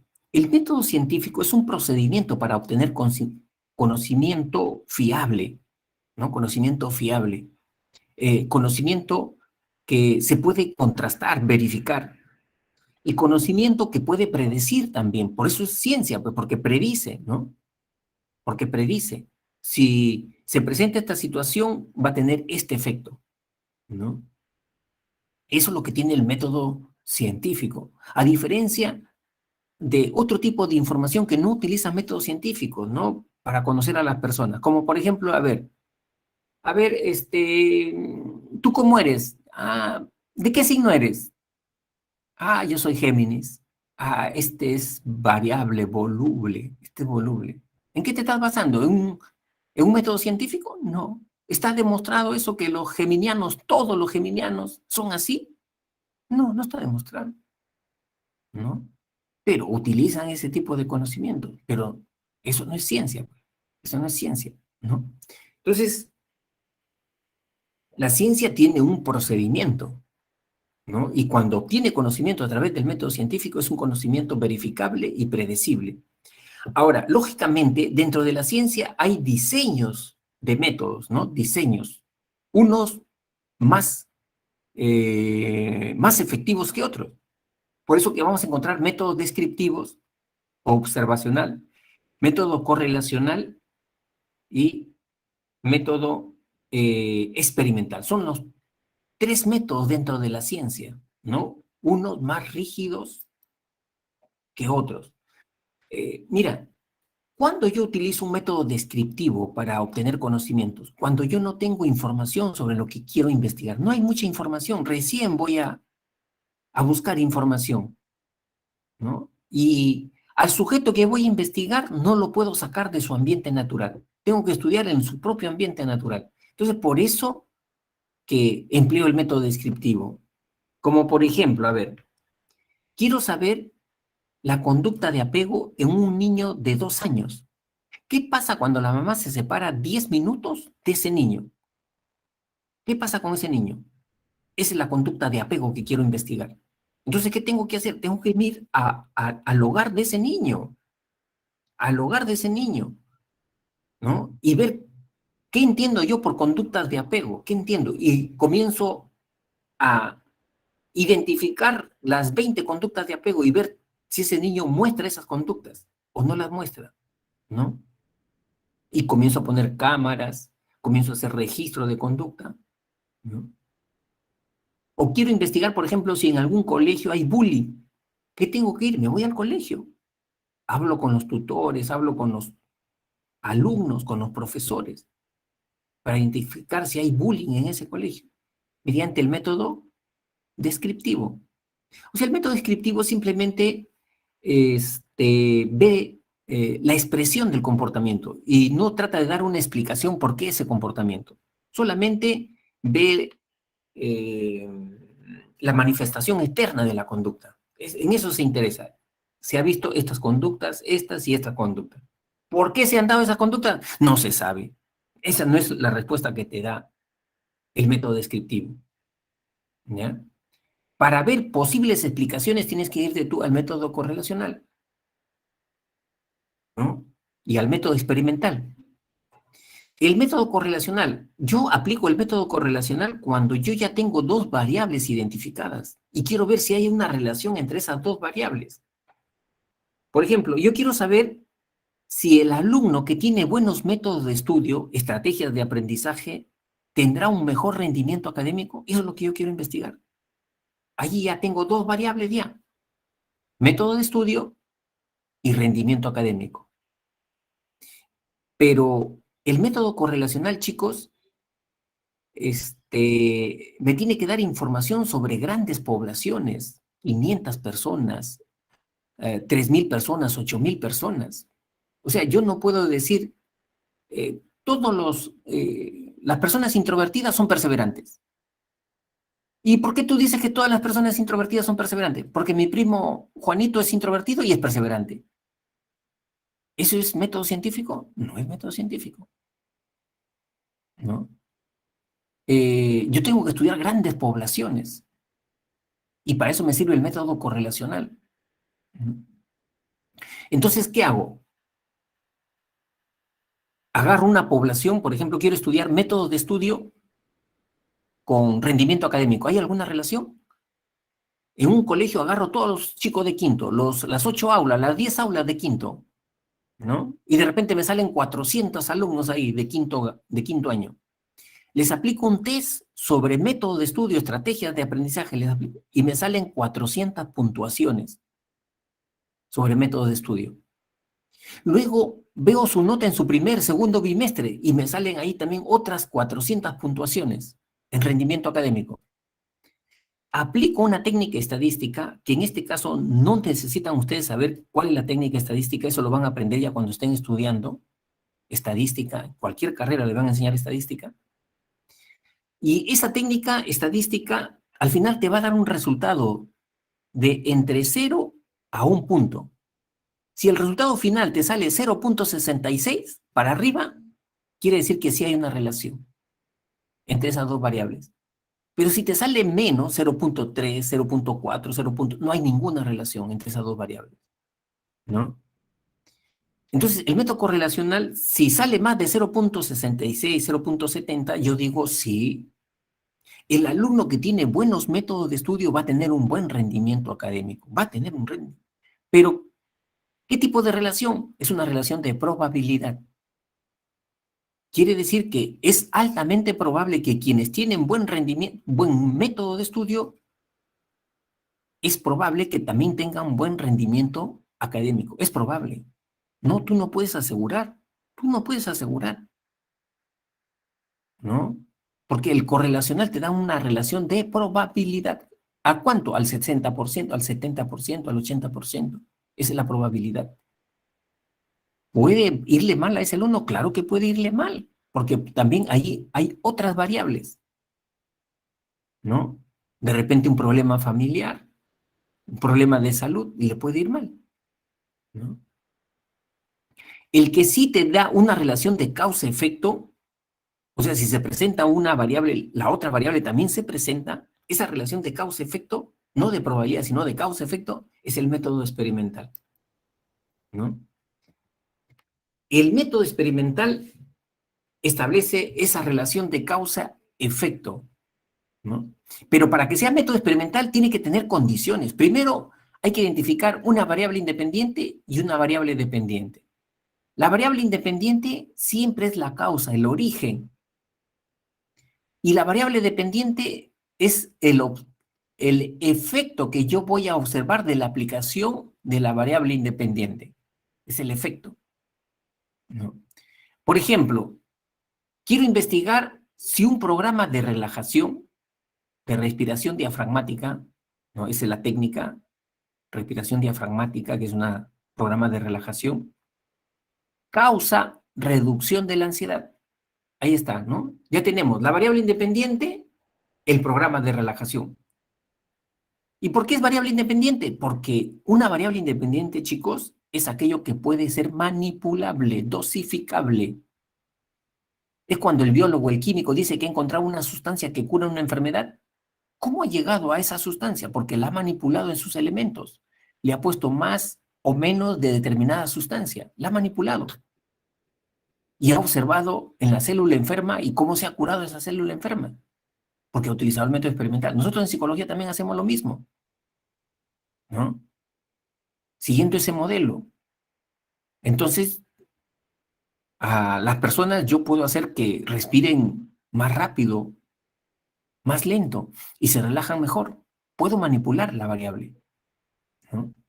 La segunda condición es que tiene que haber dos grupos, un grupo control y un grupo experimental. ¿Cómo así? Por ejemplo, yo he identificado, por decir así, acá en la presa San Marcos, para poner un ejemplo hipotético, que hay 40 alumnos que sufren de ansiedad, que cuando se van a presentar al examen siempre tienen, la ansiedad les ha generado problemas, ¿no? O sea, sabían y no contestaban. Entonces, yo digo, voy a hacer una investigación. Quiero saber si un programa de relajación, la respiración diafragmática, o la meditación, o el mindfulness, les va a reducir la ansiedad. ¿Qué cosa hago? De esos 40 chicos, lo divido en dos grupos. 20 para mi grupo control. Durante un mes, a esos 20 chicos de mi grupo control, no les voy a aplicar nada, nada les voy a aplicar. Los voy a dejar igualito con su ansiedad. En cambio, los otros 20 chicos del grupo experimental, durante un mes, les voy a enseñar a que respiren bien. Les voy a enseñar la relajación, ¿no? ¿Por qué? Porque es mi grupo experimental. Ahí sí aplico la variable independiente. Después de un mes observo, les tomo un test para ver, ¿no? Cómo van en la relajación, en la reducción de la ansiedad. Si yo observo que los 20 chicos del grupo control siguen con la ansiedad, en cambio, los del grupo experimental ya no tienen ansiedad, manejan la ansiedad, entonces yo llego a la conclusión que el programa de relajación, de respiración diafragmática, sí causa reducción de la ansiedad. Es un programa efectivo para reducir la ansiedad. Está demostrado, está demostrado. ¿Cómo he llegado a esa conclusión? Por el método experimental, ¿ya? Entonces, ese es otro modelo, ¿no? Eh, ¿Alguna pregunta, chicos, hasta acá? Miren,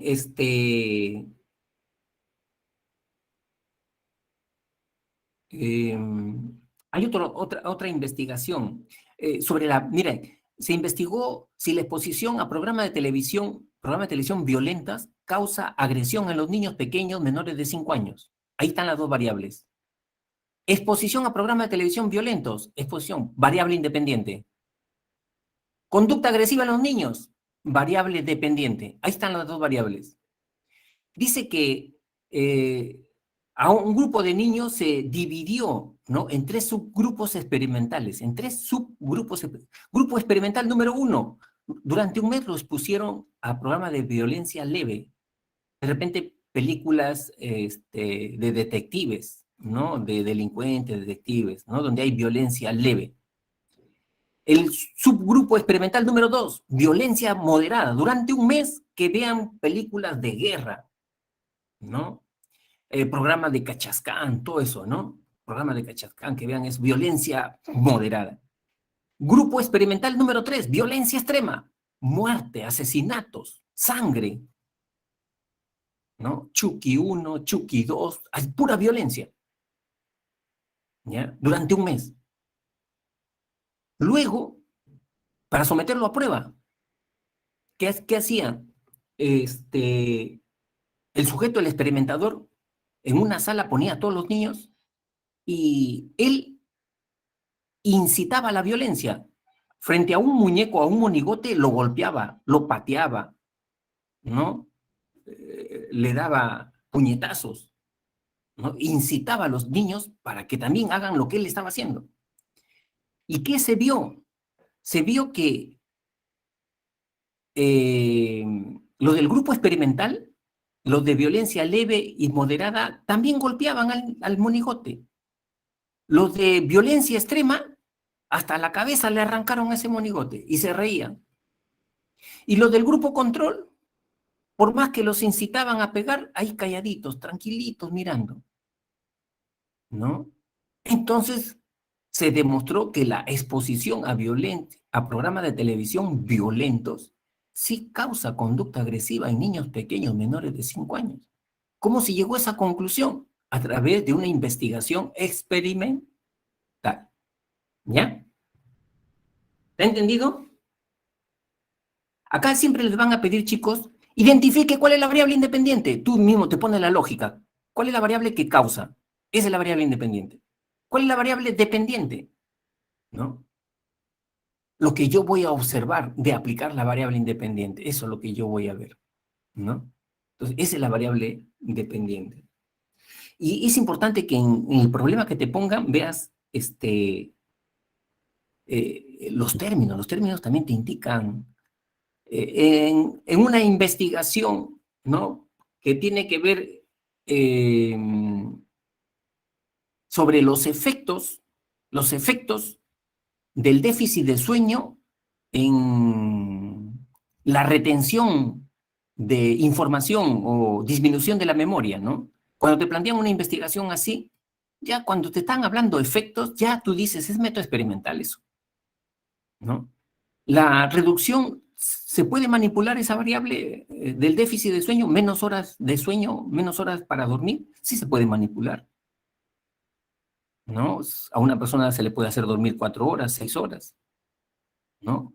Y después Se le pide que recuerde 20 palabras, 40 palabras para ver si eso tiene un efecto en la memoria, el déficit de sueño. ¿Cómo llego a esa conclusión? Mediante una investigación experimental, ¿ya? ¿Alguna pregunta, chicos? ¿Algo que no esté claro?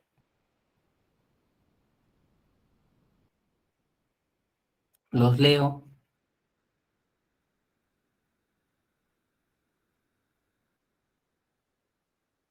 ¿Están durmiendo?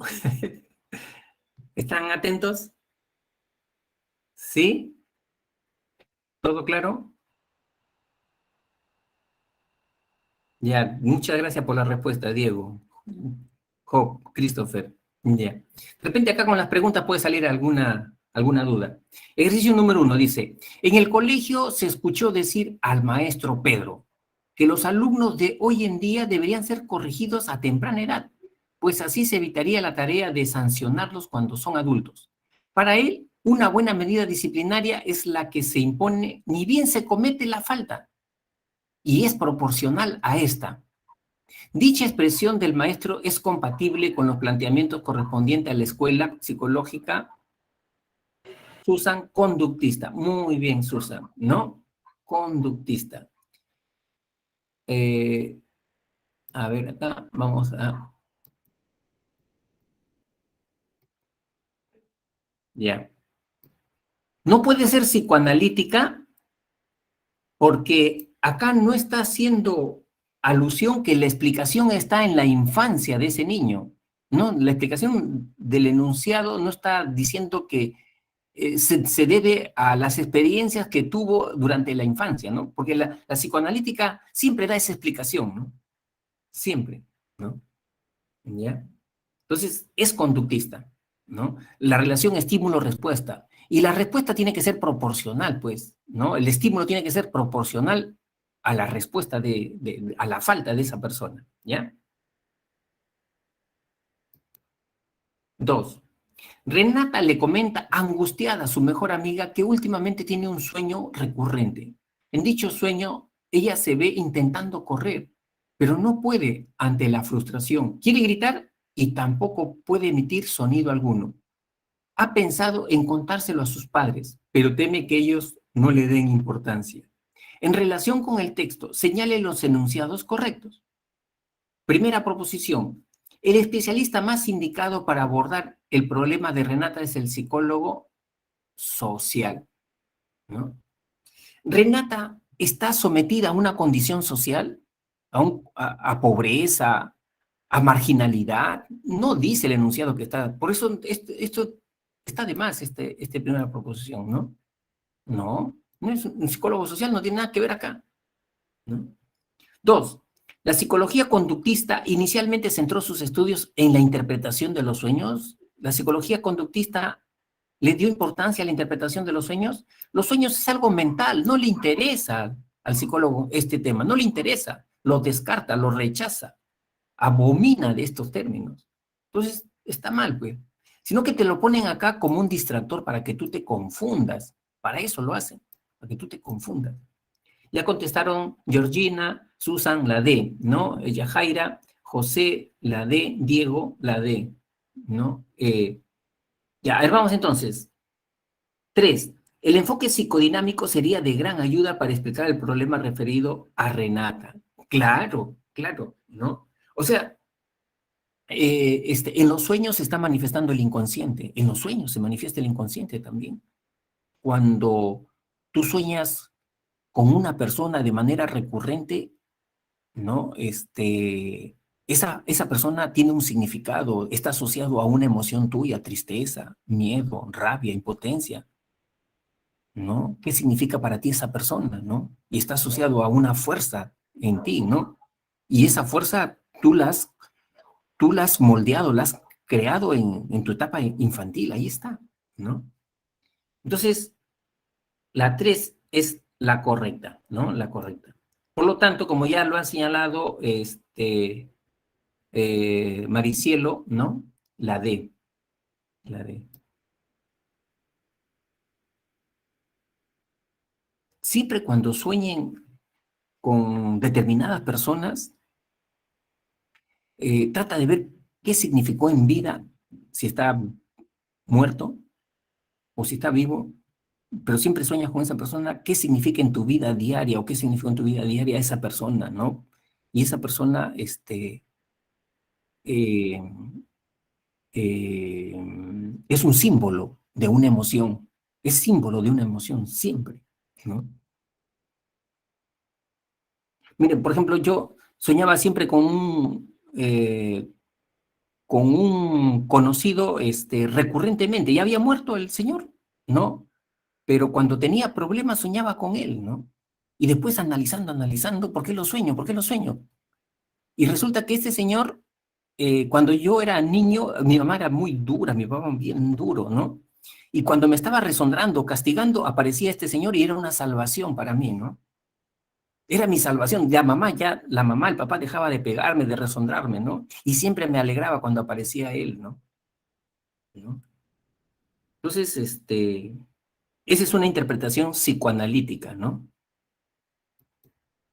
3, que dice Anguillet, los sueños son partes psicodinámicos, ¿no? Sí, sí, sí, Anguillet, sí, Profesor, sí.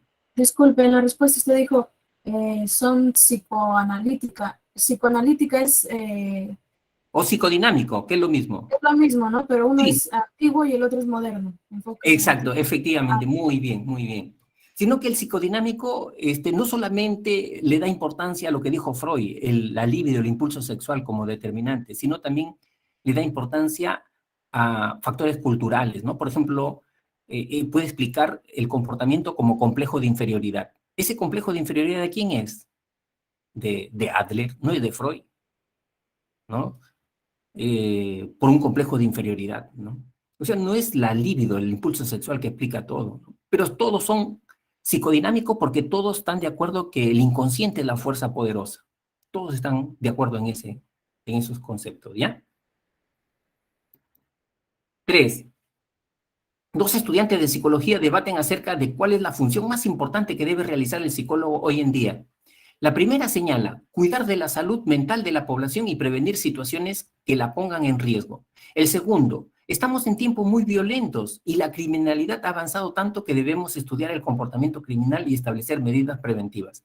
Con relación, ¿no?, al enunciado será, señale las proposiciones correctas. 1, la especialidad psicológica de la primera estudiante argumenta los planteamientos de la psicología evolutiva. Esto lo que está planteando la primera estudiante es psicología de la salud, no evolutiva. Psicología evolutiva es cómo es la psicología del niño, del adolescente, del adulto. Esa es psicología evolutiva del desarrollo, ¿no? Por lo tanto, esta no es la correcta. 2, el segundo estudiante se inclina por los planteamientos de la psicología forense. Justamente el comportamiento criminal, el perfil del criminal, perfil psicológico del criminal lo estudia la psicología forense, ¿no? Por lo tanto, la segunda proposición es la correcta, ¿no? Ya están contestando, ¿no? Es la A, dice Diego, Alexandra la A, Claudia la A, Maricielo la A. 3, la psicología de la salud aborda el estudio de ambas situaciones. Abordará la primera, pero la segunda no. La segunda situación, caso, no aborda la psicología de la salud, ¿no? Por lo tanto, es incorrecta. Solamente sería la 2, ¿no? Que en este caso es la alternativa A. Muy bien, acá están, chicos, tómenle captura de pantalla de las claves y los invito a que vayan al multichat. Cualquier duda que ustedes tuvieran o si están estudiando y encuentran una contradicción o siguen con inquietudes, ingresen al multichat. Ahí va a haber profesores todos los días que les va a absolver su pregunta en el acto, ¿no? En el acto, ¿ya? Bueno, muchísimas gracias, ¿no? Por la atención prestada, ¿no? Y gracias al señor tutor por haberme permitido 5 minutos de más adicional, ¿no? Un abrazo, chicos, y nos veríamos la próxima semana, ¿ya? Nos vemos, Yajaira Cruz. Gracias por prestar atención. Nos vemos, nos vemos. Chao, Susan. Chao, Maite. José Miguel Ruiz. Nos vemos. Hasta la próxima. Jordina, nos vemos. chicos, un abrazo. Repasen. Chao, Samira.